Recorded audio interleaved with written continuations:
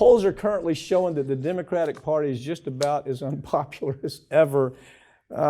God, I hate to even say it because every time I talk about the Democrats, oh, that Papantonio, he's moved to the right. Really? No. I'm just trying to tell stories about what everything is being reported, what the polls are showing. Talk about this story. And this is, for the record, this is from the New York Magazine, which is a super liberal publication. Yes. And it's not an attack, it's a warning for the Democrats. Yeah. They right now, according to polls, have a negative 19% approval rating, which is worse than the Republican Party at negative 11, worse than Donald Trump at negative 17, worse than Kamala Harris, who's also at negative 17.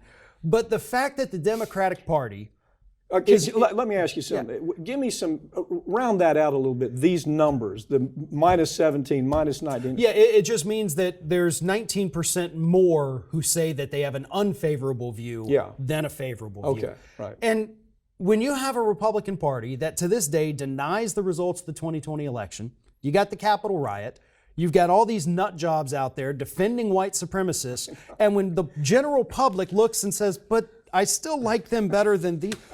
How did this even happen? How is that even possible? I don't have an answer for that because this is just plain nutty at this point. And I guess it's because Biden had these lofty promises, right? $50,000 student loan debt, I'm going to take care of that. Where is that? Is it even moving? It keeps bouncing around every time the polls get low. Well, Republicans are getting in the way of it. Let's give him that. I mean, Republicans...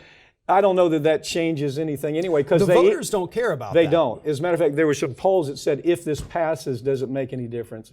And the answer was no. It did not make any difference. So how do they pull out of this, Farron? I mean, I hate to even pontificate about it because, I'm called this right-winger who hates Democrats. Well, I'm not Democrat. I'm not Republican. I'm just calling balls and strikes. Right. And right now, the Democratic Party is striking out on every front, right? The economy...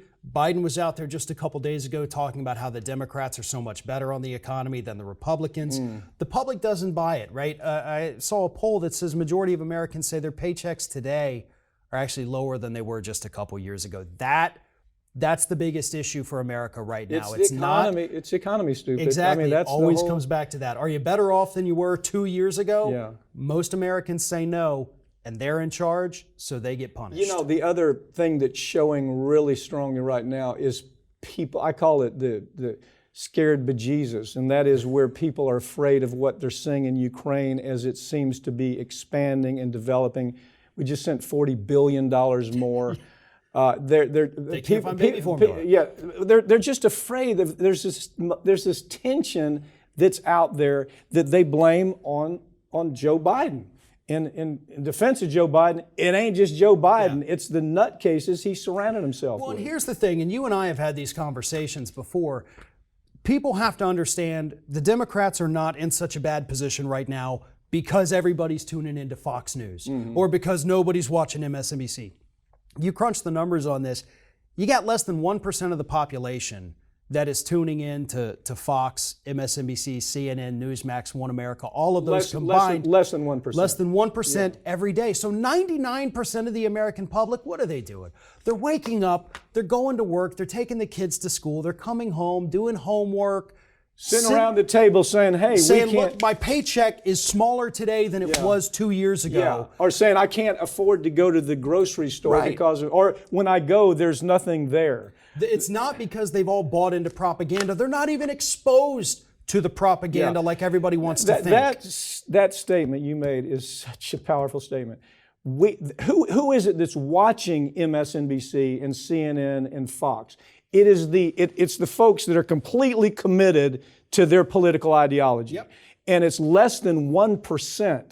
And you're saying 99% are driving the train, and that less than 1% is in la-la land. On the right, they believe this is real politics. On the left, they believe this is real politics. It's not. Right. Farron Cousins, thank you for joining me, okay? Thank you.